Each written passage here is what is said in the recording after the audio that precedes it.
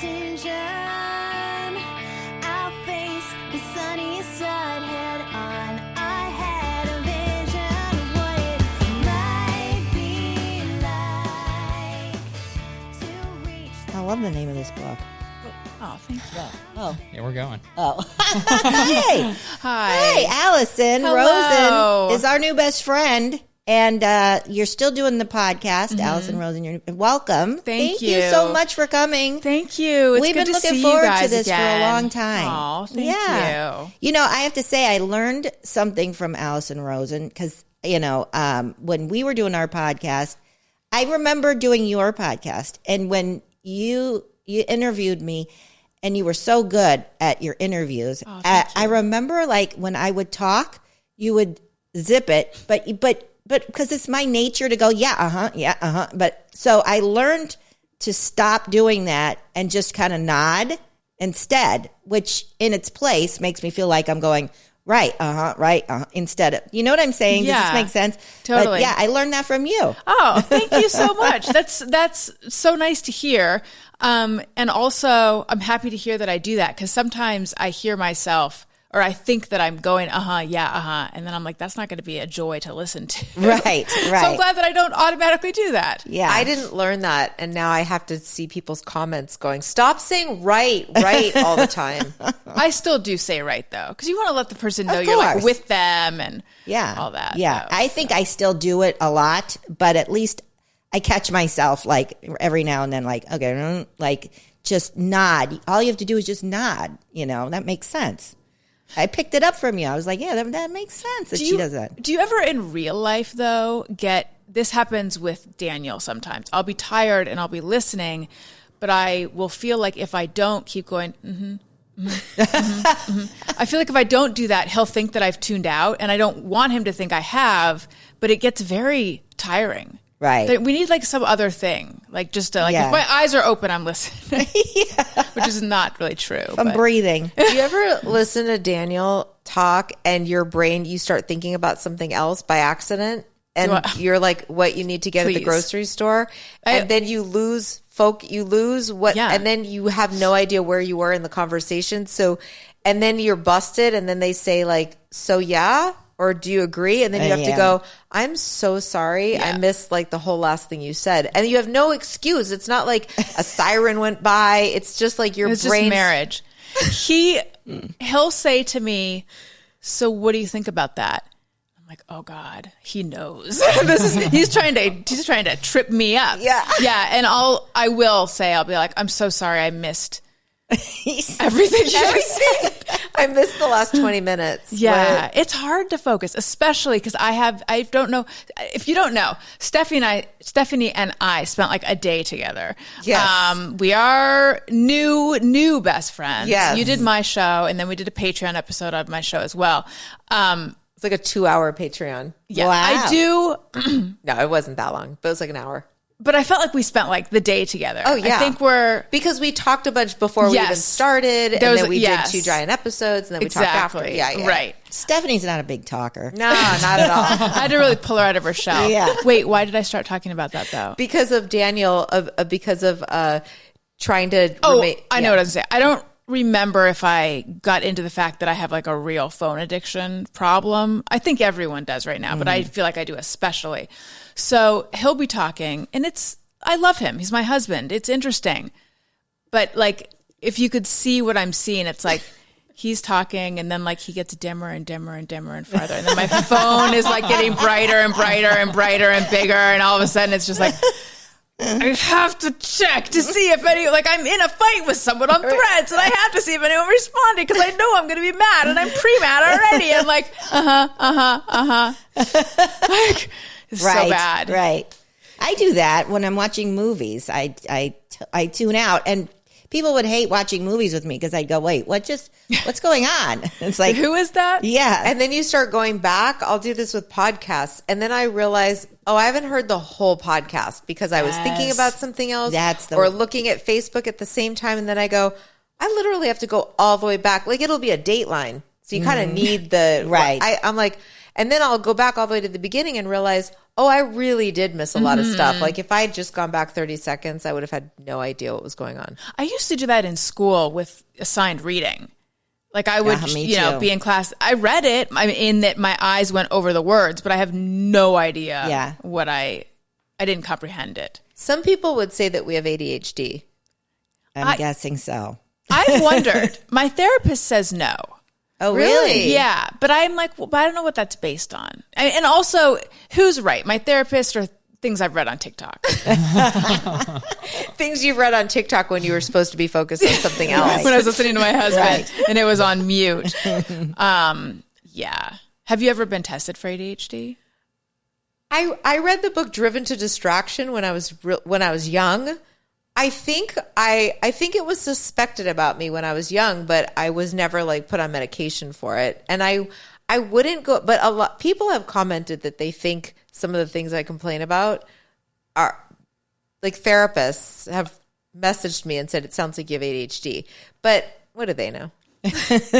Well, honestly, it's like, okay, but what am I supposed to do besides go on medication? And I don't want to go on medication. Right. I feel like now this is going to sound controversial. So I think ADHD medicine can be amazing for people that need it. And especially, I'm sure there are tons of kids. If my kid needed medication, I would put them on medication.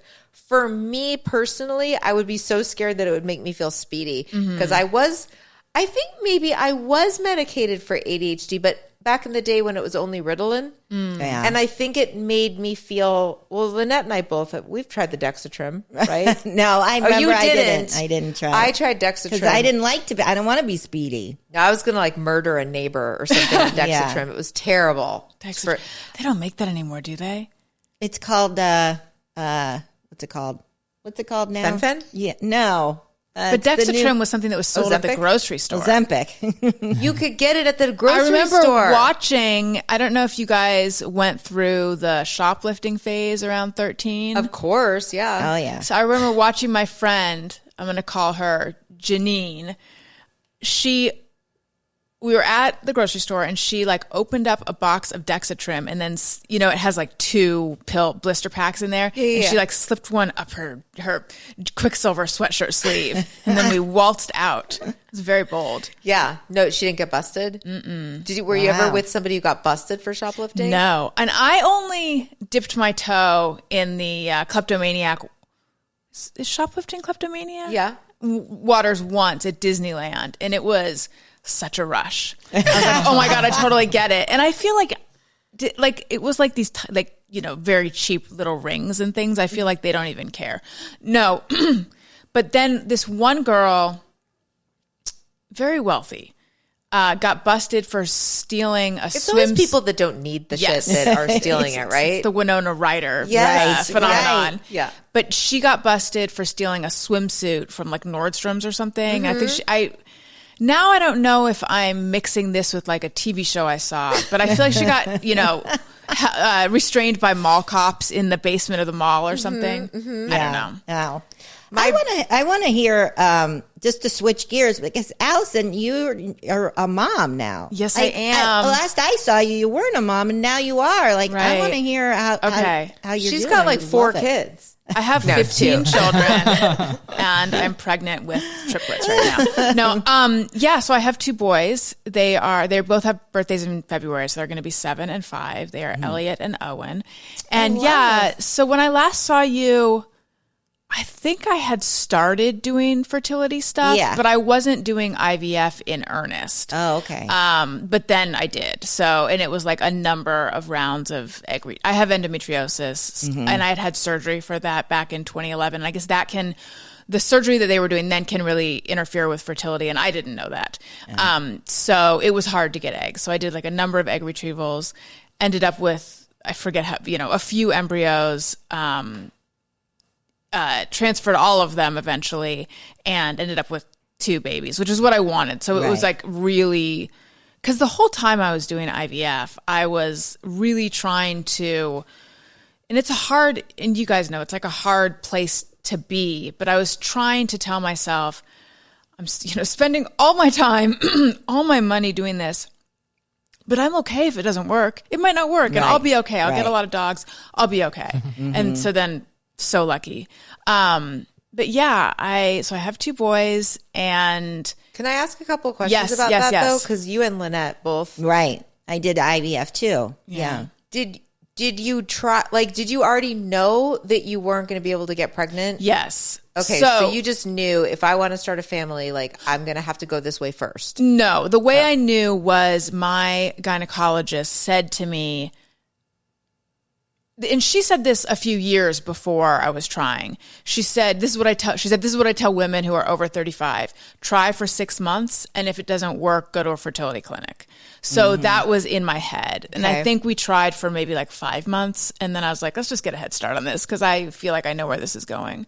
And it actually was a surprise to me how much trouble I had. Like, I didn't know that endometriosis is famous for kind of messing with your fertility. I didn't know that. And people had mentioned freezing your eggs. Like, that was already happening. And I just thought, that's, first of all, it's expensive, and I'm a wimp, and it sounds invasive. And I had it in my head that freezing your eggs is something you do if you want to bring a child into the world without a partner. And I didn't want to give up on the idea. Like, that's how I framed it. I didn't want to give up on the idea that I'm going to find my person. And I don't know why it didn't. I mean, I feel like Dr. Drew was even like, oh yeah, fertility goes off a cliff when you're blah, blah, blah. And I was just like, no, I'm not going to listen to that. Because I didn't want to be dating with a sense of urgency. Right. So it didn't occur to me. My clock is ticking. It didn't occur to me that it's a good idea to freeze your eggs so that then when you're ready to have a child with a partner, even, you have a better shot at it. Like, that just didn't occur to me. Right.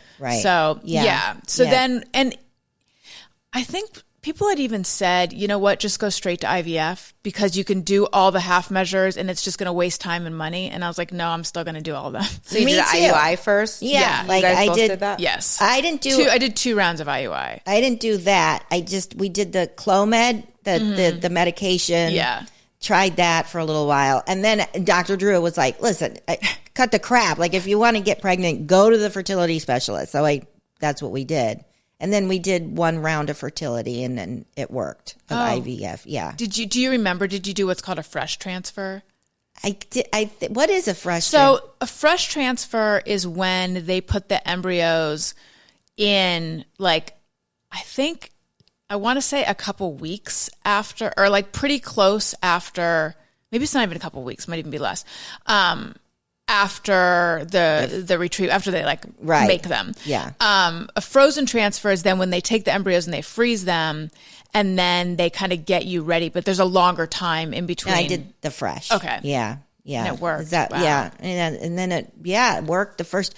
But I remember specifically saying, like, they only had 3 embryos they were going to put in, and I was like, all 3 at the same time? And they were saying because embryo A has less than 40% chance, and embryo B has less than 20% chance, and embryo C, that's what he told me, and embryo C had less than 11%. And I was like, this sounds like shitty. And he's like, well, that's why we're going to put all 3 in. And then Sunny's embryo A and Natalia's embryo B. And then, you know that? Yeah. You know which one they are? Yeah, I know which one they are. And then then I had a 3rd heartbeat for first 12 weeks, but it was always this like kind of faint off to the side instead of too freaking strong. Out? Yes, I was like, oh my God, I knew this was gonna. I got 3 babies going inside of me, and then at the 12th, it just kind of got absorbed. The 3rd one, I was like, oh, that's okay. Well, okay, twins, then I can handle. So actually, that's how I got prepared, because I think if I found out I had twins, I'd be freaked out. I had twins initially. You did.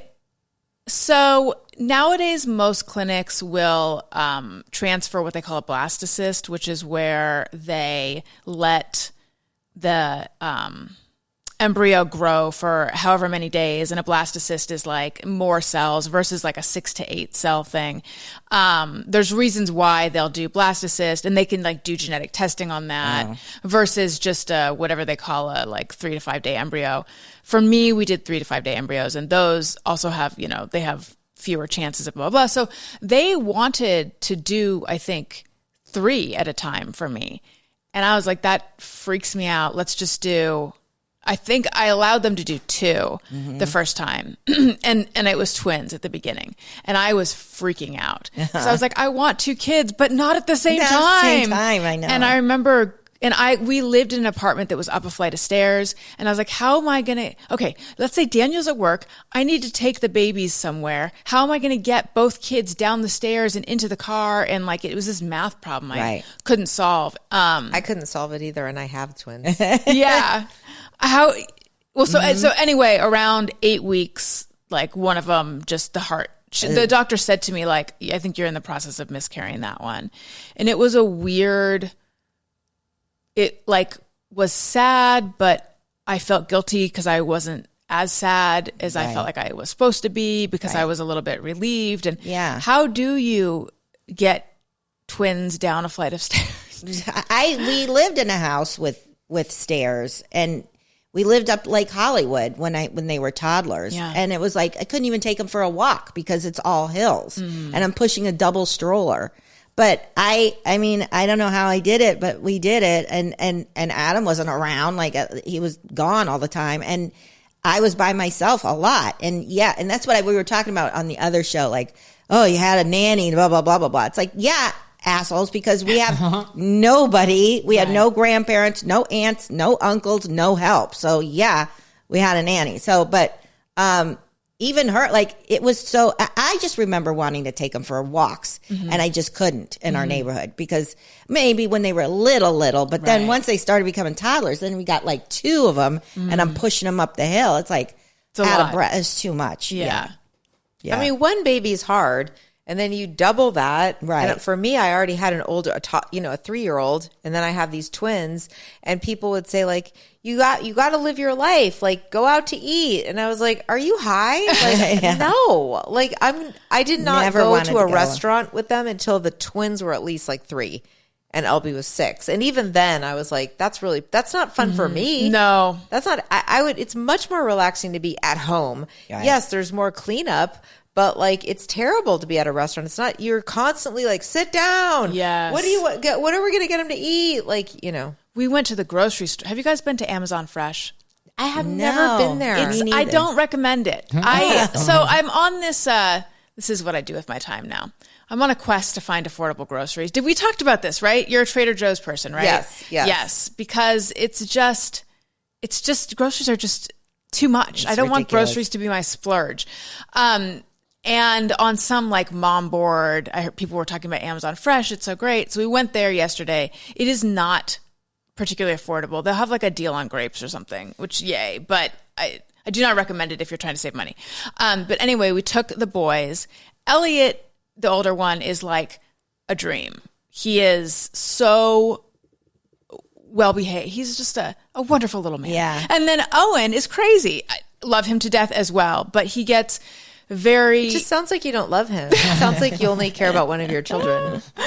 I mean, no. Reddit. How old are they? They're, right now they're 6 and 4. They're about to be 7 and 5. Oh my gosh. Wow. Yeah, I know. It's insane to me because when I look at Elliot, I can still see the little baby that he was. He was I had meconium. He was in the NICU. And there was a moment I remember looking at him in his little like isolate or warmer or whatever, where I was just like, who is this little person? And I still flash back to that moment all the time. But so anyway, so Owen, who's crazy, adorable and wonderful as well, but Aren't very those different. Cute names, by the way. And her kids are so cute. Thank you. I did her podcast at her house in person, and they're, oh my God, they're adorable. Oh, so cute. Except Elliot's like new thing is when I introduce him to my guests, he just stares at them. I'm like, please snap out of this phase. So Owen gets really like overwhelmed in environments with a lot of stimulation. And it took us a little while to put together what's happening. I think because he gets so overwhelmed, his way to self-soothe is just to like start talking and kind of just like vocalizing like in a loud way. So he's in the cart, I'm pushing the cart, and it's just like someone is yelling in my ear the whole time.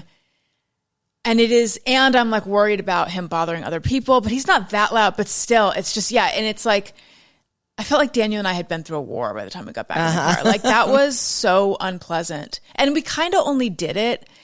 Yes, we had to get groceries, but it was also because like we haven't done anything this weekend. We feel like bad parents. We've been indoors. Let's just do something. Let's just get out of the house. Right. It's like that. Right. Why? Right. Yeah. You're in the trenches right now. Yeah, you are. Thank you. The age that your kids are is like that feeling of, oh my God, how are we going to entertain them? We have to do stuff. Yeah. And if they don't have, like Lynette and I have complained about this a lot, where if they don't have a birthday party they're invited to, then there's nothing, like then it's up to you. Like I would love, you get off cheap. You go to a kid's birthday party, you buy them a present, but like that's the entertainment. Right. Then somebody else is providing.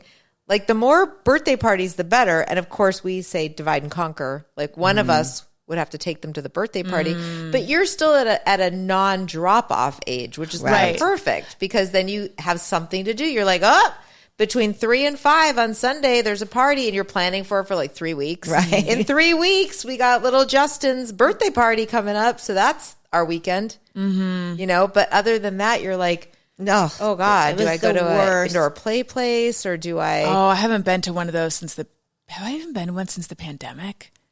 Yeah, those were where I would take them. Yeah. When Elliot was like, I think it was before Owen was born. When Elliot was little, I used to go to one a lot.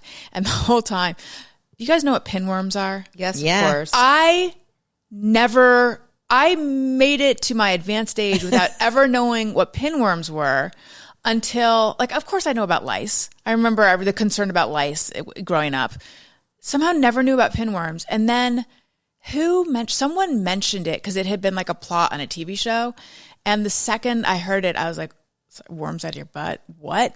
Like, and it was just like, oh my God, I can't stop being worried about this.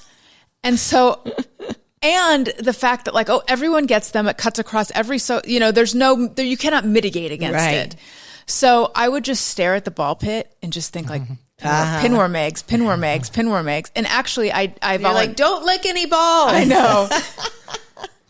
But I volunteer at Elliot's school one day a week, and I love it. I love it so much that I'm like, should I just leave everything behind and become a teacher? And I'm sure I would stop loving it if I did. My God, our friend Julie Kasem, who's one of my very close friends, her kids, she would volunteer at the school so much that she was like, I'm going to go and be the yard monitor. She was like a yard monitor. Oh, and that's such a thankless volunteering job. So thankless. So she didn't like that because it was really hard and having to just police the PE and the outside playground.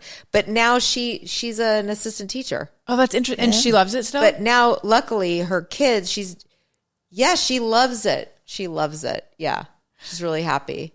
Yeah, I volunteered for the outdoor recess monitor thing, and I showed up the first day, and Sunny and Natalia are like, what are you doing here? And I go, I'm volunteering. I'm doing my job. Everybody, you got to volunteer. And they're like, volunteer for something else, like not during our break time. We don't want you on. I'm like, really? We're smoking cigarettes now, Mom. Get out of here. I know. Elliot's still at the age where he's very excited for me to be there. I know that won't last. But so anyway, I'm at the school and I'm using the kids' restroom because there's a line in the teacher's lounge, which I've decided I deserve to use. Mm-hmm. And the whole time I'm just like, pinworms. This is where pinworms happen. Oh God. I need to talk to my therapist about that probably. Right. Well, I thought so far no pinworms. So far no pinworms. Oh, good. But if I ever see, and it's Owen, if I ever see Owen do a little like scratch, I'm like, oh no. Yeah. Yeah. I probably had. Did your kids ever get lice, Stefanie? No. But did I ever tell you about the one time that we had a scare? At preschool, they called me into the school to pick up Xander. They said he had lice. They found a nit in his hair. They found a lice. Oh God! Like not the egg, but they found a louse. They found a louse. Oh. And so then I had to take Sadie also on spec because they're like, if Xander has it, Sadie has it. So I had to go down to this place that's like it's called like lice fairies or something. Right. I don't know, where they go and they treat it for lice, and they went and they combed through the hair, and they're like, no. Oh, that's good. He does not have lice. It was like, I mean, if you say there was just like a little bug in his hair, but they could find nothing, and they checked Sadie as well, and I paid money for that.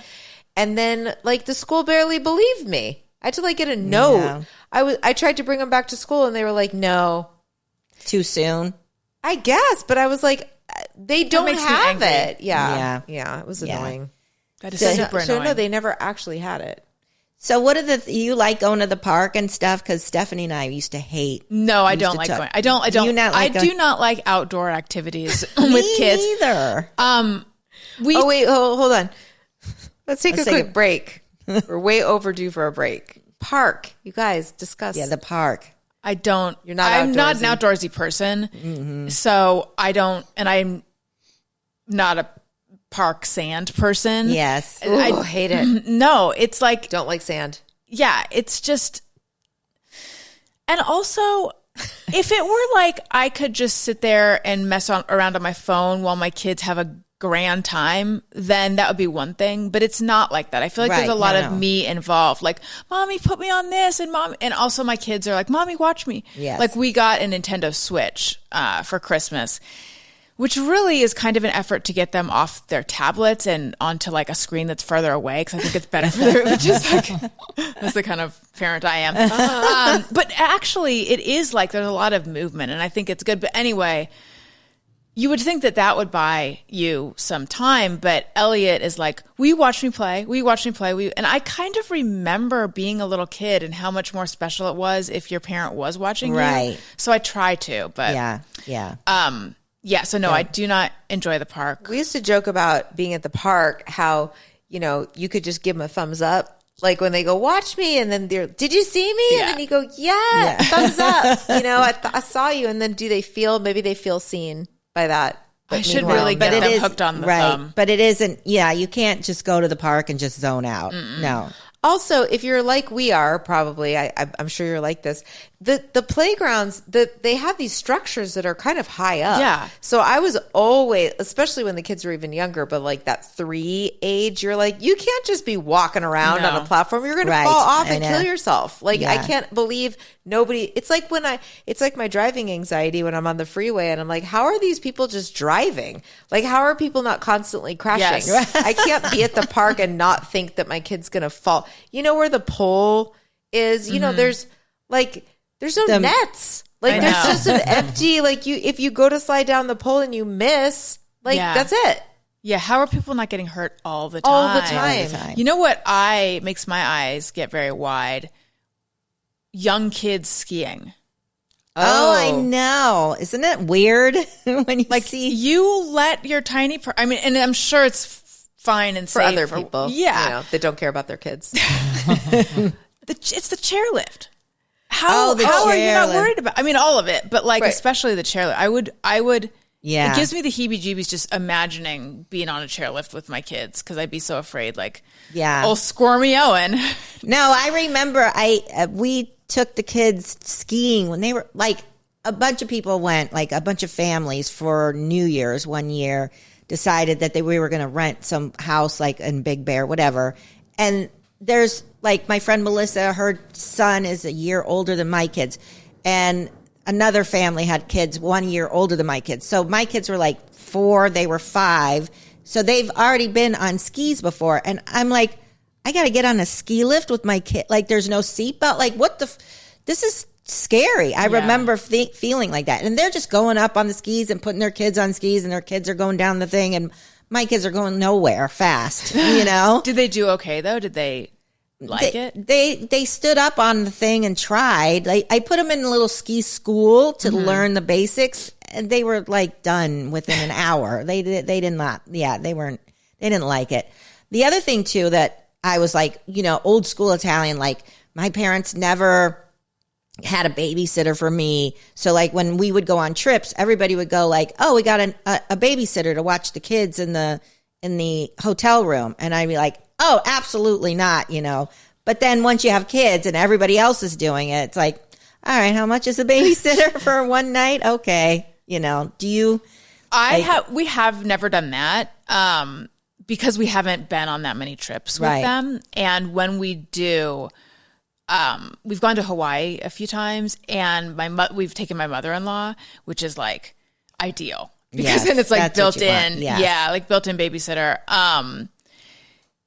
But when I was little, we used to go to Las Vegas all the time, and it was not like I feel like it's pretty family friendly at this point, but it was not back then. It's like we'd go to the Fashion Show Mall and we'd go to Circus and the pool. Other than that, it was like, but whatever. It was just, I feel like I grew up in Las Vegas, but my parents would always get hotel babysitters.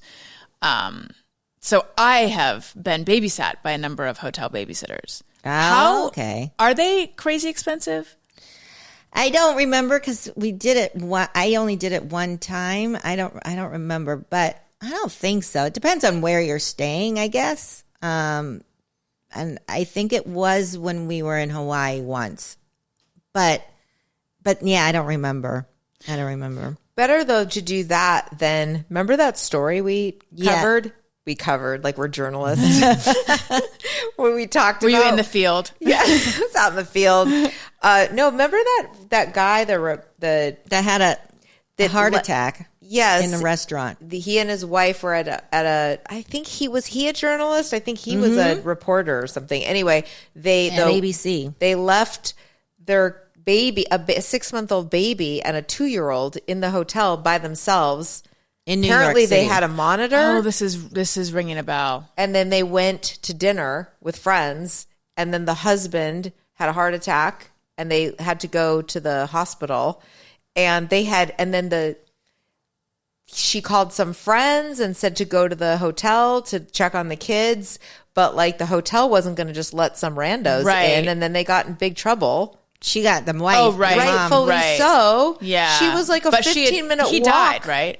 Yeah, he did. I remember thinking, oh, that's like she just lost her husband and now she's going to jail or prison or whatever. I don't remember if she was convicted of anything, but I remember.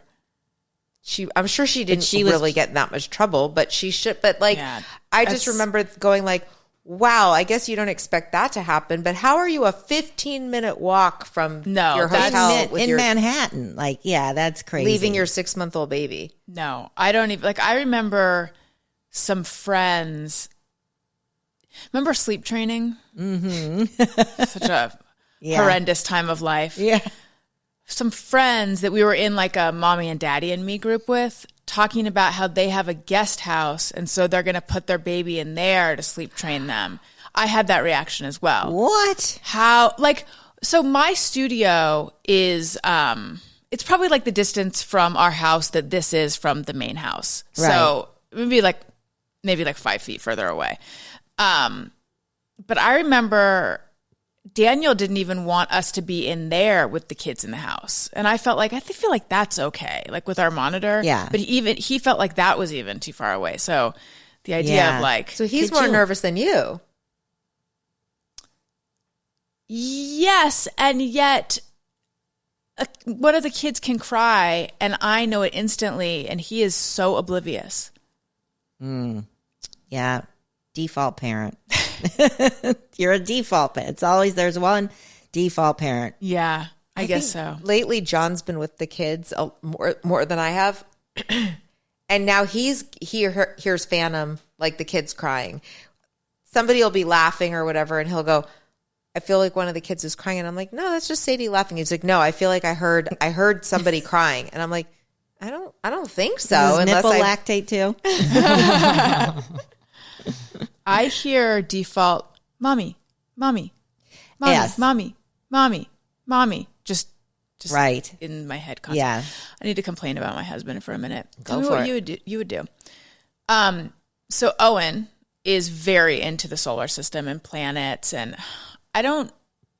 I tuned in like while this conversation was already happening, but I heard him saying something about how the sun is going to explode. And then they're like, the sun's going to explode? And then he's like, I mean, not for, billions and billions. And I said, what are you doing?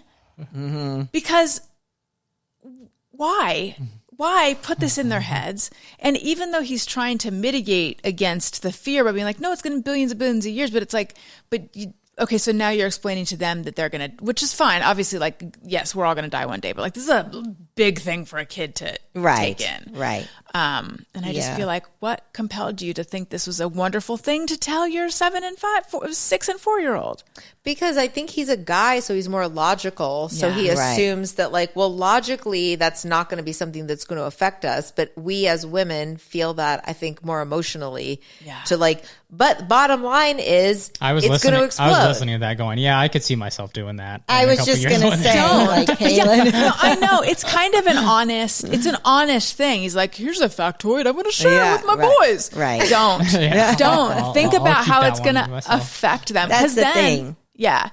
Because then, so it kind of like went away. And then last night, Owen brought it up, like, the sun's going to explode, but not for a long time. And then Daniel was like, I mean, by then, we'll be on spaceships going to other planets. And then it's like, so now Owen, his head's going to explode. He is really thinking that we are going to be on a spaceship, like going to another planet. And then I was trying to explain to him that's not, it's going to be for not many, like not in our lifetime. And then hoping like that doesn't go to an uncomfortable place. And I know. Yeah. Thanks, Daniel. Yeah, you're right. Like, guys, like, they don't think about that stuff like that moms do, I guess, you know. But should we take another break real quick? Yeah, let's take a break. So let's talk a little bit about like what you're doing. Like, your podcast is huge now. Oh, thank you. It's huge. So how long have you been doing Alison Rosen is your new best friend?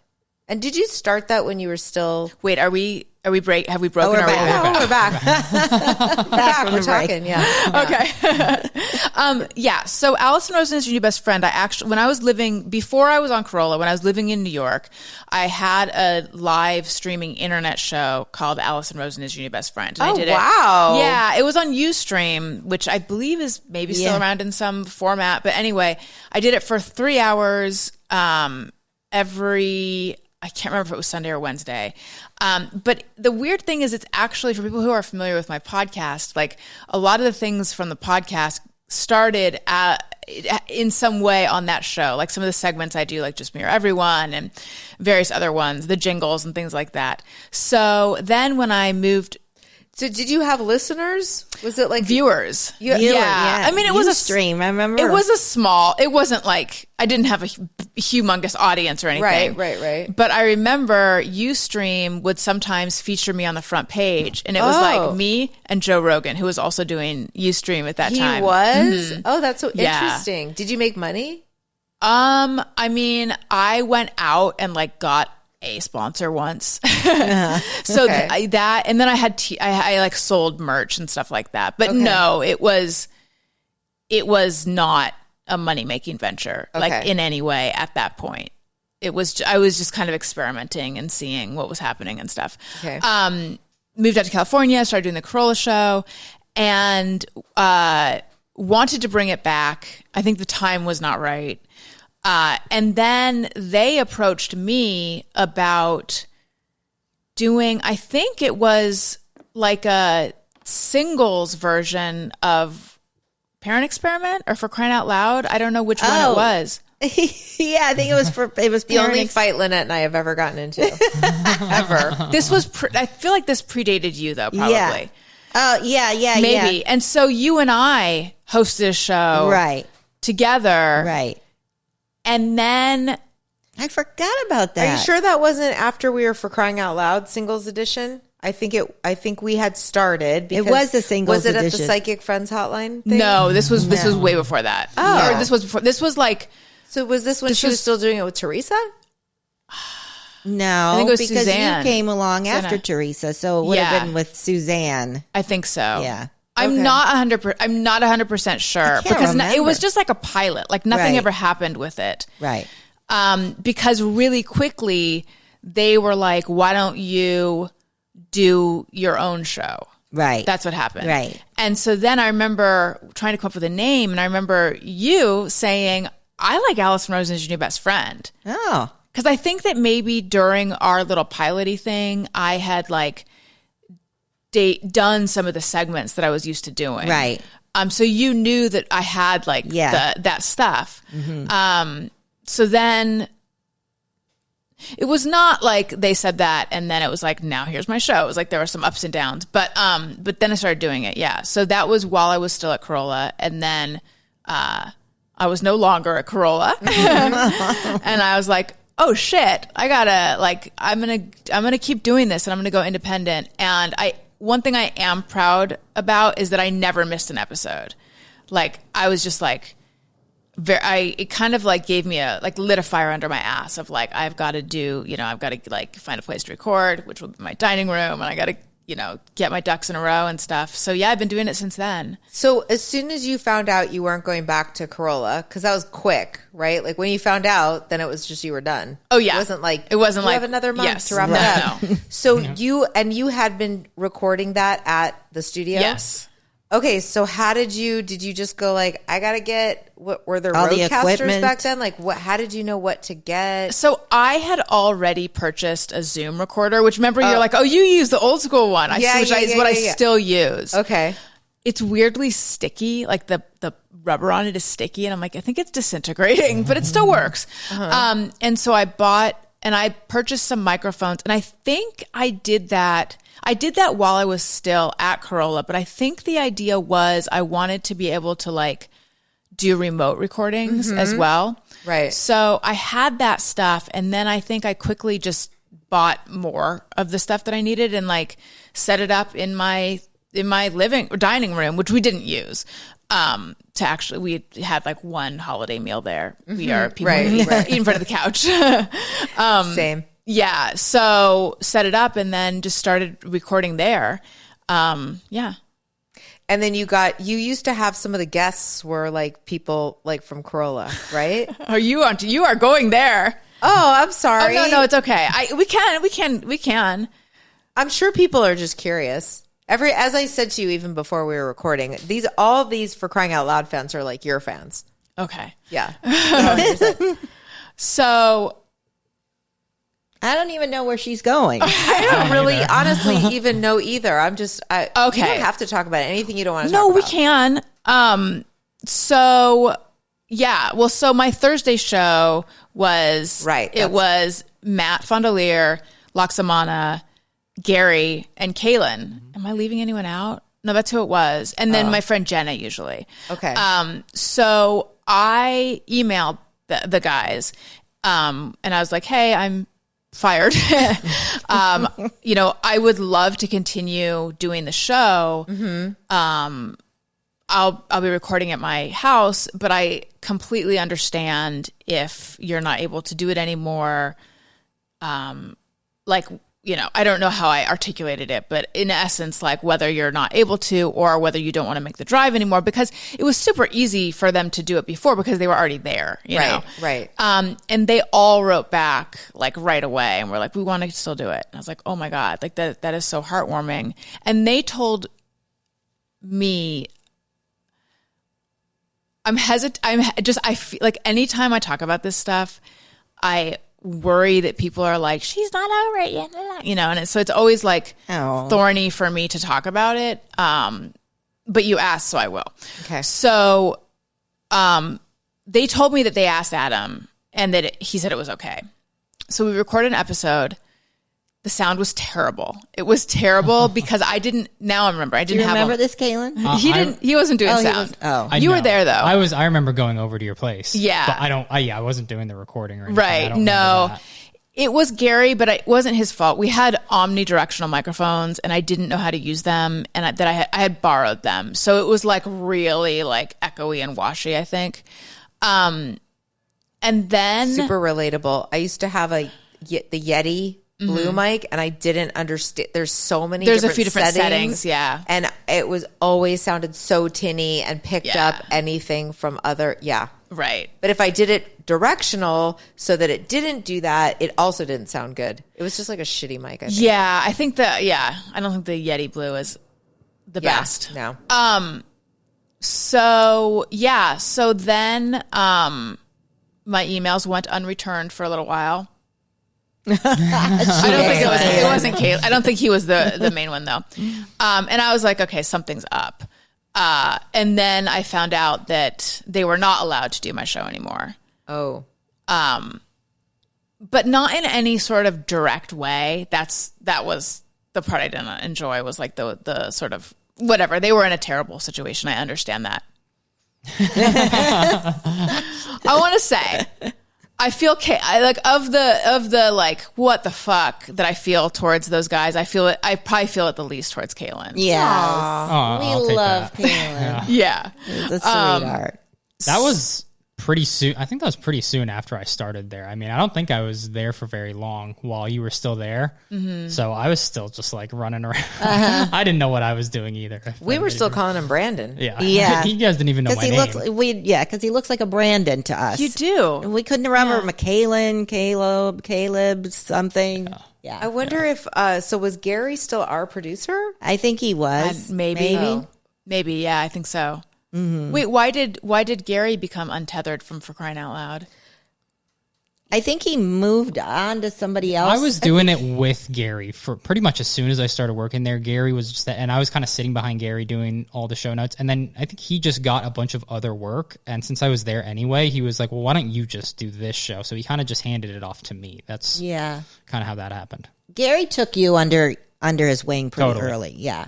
He loved you, and he was like, I'm going to train this kid, and blah, blah, blah. Yeah. Okay, so then all these guys are not responding to you, so what did you do? So then I'm like, well, fuck. I got to get new people really fast. So I did. And I actually he's controversial, but Shane, do you know Shane Dawson?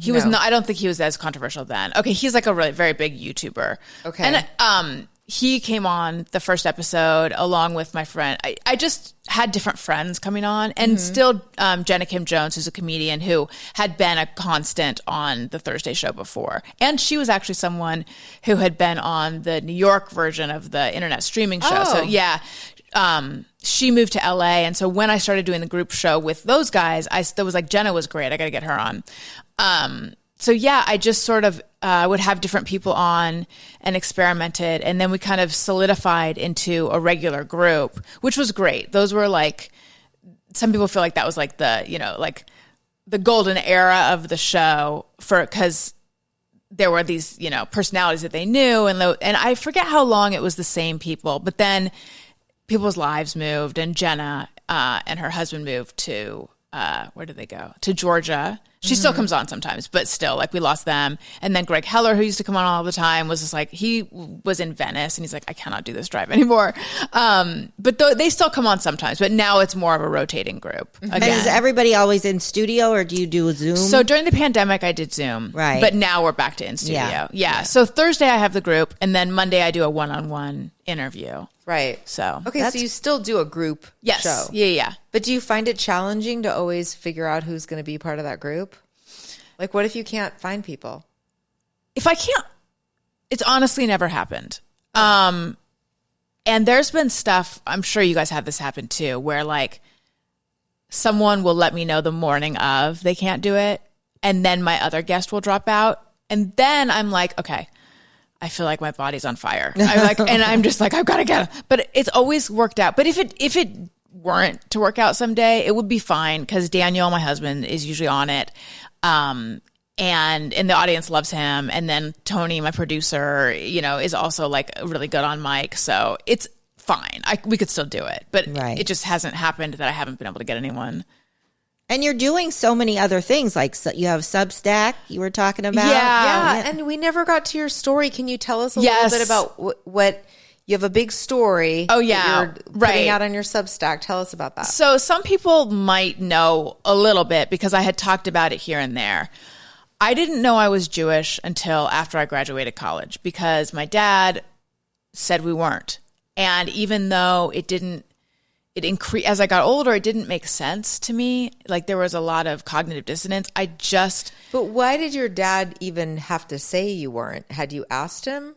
Well, because my last name's Rosen, so people assumed I was Jewish always. And I grew up in Orange County, California, and in like a pretty in like a very Aryan area. Yeah. Very blonde and blue-eyed and beachy and athletic. And so people and my dad's a doctor.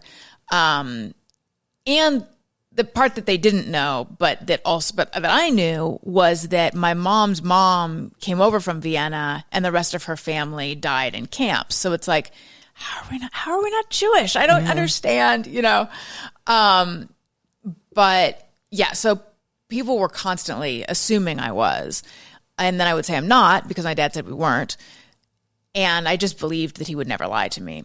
And then we were walking around Balboa Island, which is this cute little area down in Orange County after I graduated college. And I said to my mom, I know you've told me before, but can you tell me again, how is it that our last name is Rosen and you have relatives that died in the Holocaust and we look Jewish and we're not? And instead of saying any of the things that I'd heard before, she said, you'll have to ask your father. And I was like, and it was like this combination for years, like suddenly it moved and I was like, oh my God. So yeah, this is this thing that I have, it's been part of my identity, but it hasn't really made sense to me.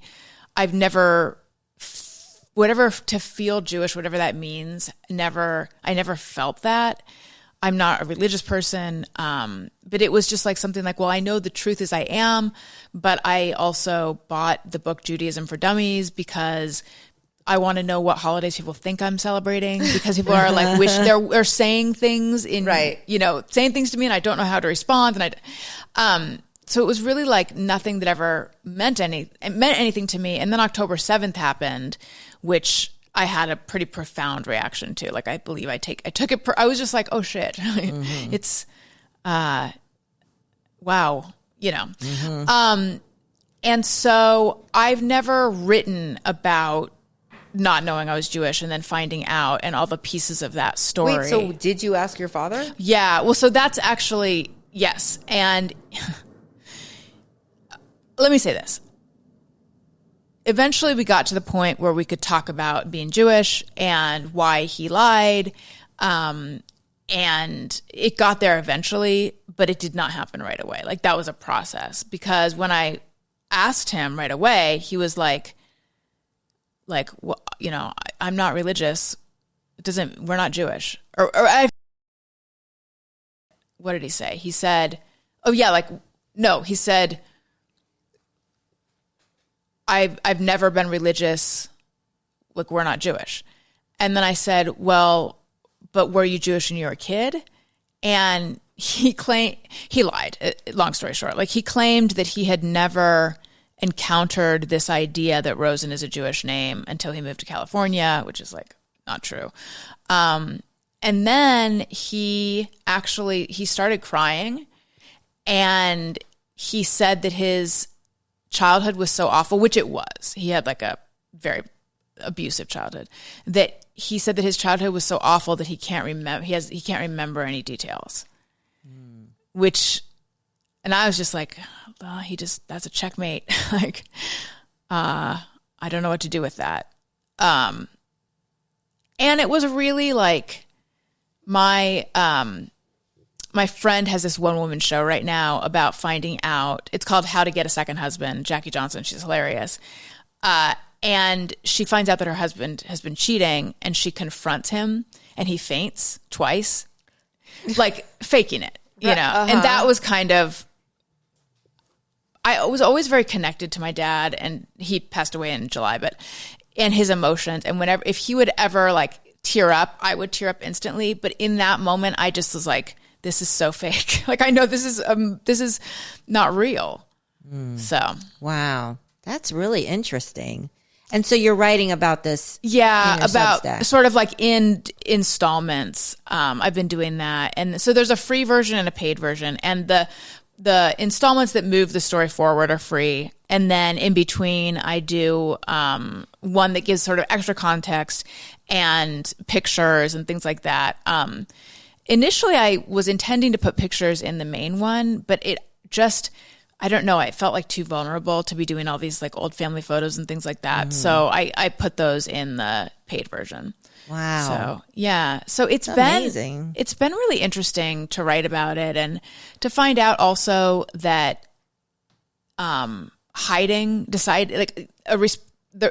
response to the Holocaust being, I'm going to hide it, is not, like so many people sent me, Alanis Morissette was just on Finding Your Roots. She didn't know she was Jewish. She found out when she was in her 20s. Wow. So the thing I always feel like is if my dad wanted to do that, he just should have changed our name. Right. Because he didn't. I changed it from Rosenstein to Rosen. What do you want? He didn't. No, you should have changed it to Brown. Yeah. Right. Like Goebbels or something. He just didn't go far enough because all it did was the only person that believed we weren't Jewish was me. No one that I told actually believed it. So it just made me kind of foolish. Yeah. I think. Yeah. Wow. So you're doing a lot of stuff. Yes. You've got your podcast. You do Childish. I do also, with Greg Fitzsimmons. Yes. You do Allison and Todd After Hours, which is a Patreon podcast. So Todd Perry and I did this podcast for Upworthy Weekly where we would talk about feel good news stories. And then now we are doing it on Patreon. We call it After Hours because when we were doing it for Upworthy, it had to be pretty clean. And so this is just, it's a little, we don't have to be positive all the time. But it's still, if you enjoyed Upworthy Weekly, you'll enjoy Allison and Todd After Hours. It's fun. We talk about news and quizzes and fun stuff. And then also, and you got a book? Maybe not everybody knows that Allison has a book called Tropical Attire Encouraged and Other Phrases That Scare Me. I love that. And you have a 5th anniversary edition. So where's my camera? Here's my camera. With 5 new essays. Right. Tell us about that. So it initially came out in 2018.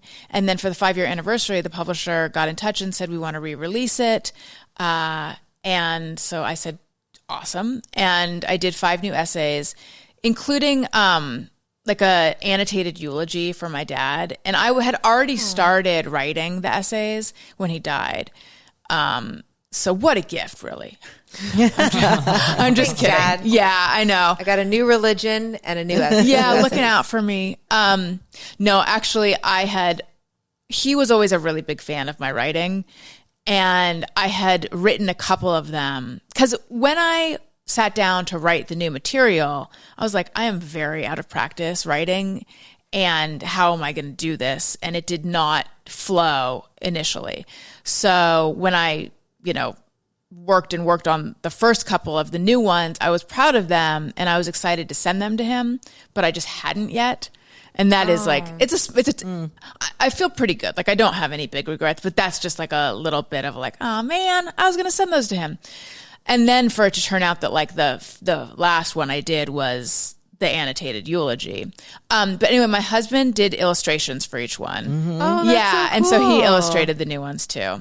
Wow, you guys are just a ball of talent. Your kids are going to be off the charts, having their own Substack. I'm just opening this randomly, and the one I came up to was how I feel about your bathroom scale.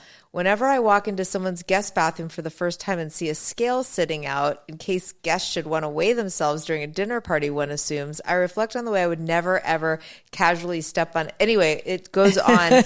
Super relatable, immediately relatable. Thank you.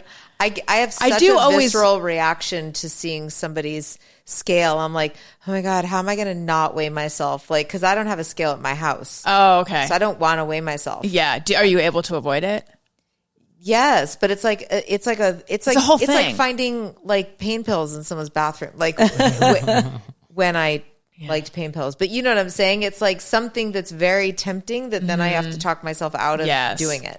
I am just always and I think I talked about that in there. Who are the people who just casually hop on? What am I on this one? No, right. There's a meditation and a practice and a discipline that goes with it. And you have to strip completely naked, take off your earrings. You have to be in the zone. It should be first thing in the morning. So I need to be in their bathroom first thing in the morning before I've eaten any meals. Yeah. There's a lot that would go into it. You got to, and then I have to be this isn't regulated properly. Right. This is, it's always off. Yeah. I'd have to I'm assuming they're 5 pounds over. Mm-hmm. Right. You should probably bring weights with you to make sure it's calibrated. That's a good point. That's hilarious. Yes. Well, getting this hot. So has I been love this. really good. Thank you you. so much, Allison, for coming Oh, in. sure. We've been wanting you to come in for a while, and mazel tov on all Thank your you. success and Yeah. the kids. I'm so Thank happy you. that you got your little boys. Me and, too. Yeah. Thank it's you nice. so much. It's nice being a boy mom, right? Yeah. I love it. Yeah. It is. With both of them, I was like, I can't believe I'm not having a girl, because I was so sure that I was going to have a daughter.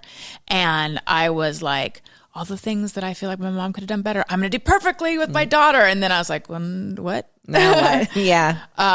But I never wished they were something else. Right. Yeah. Aw. Yeah.